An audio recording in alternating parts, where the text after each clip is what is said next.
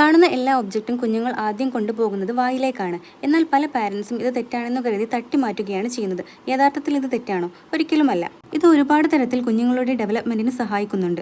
കുട്ടികളുടെ physical ഡെവലപ്മെന്റിനും intellectual ഡെവലപ്മെന്റിനുമെല്ലാം ഇത് help ചെയ്യുന്നു.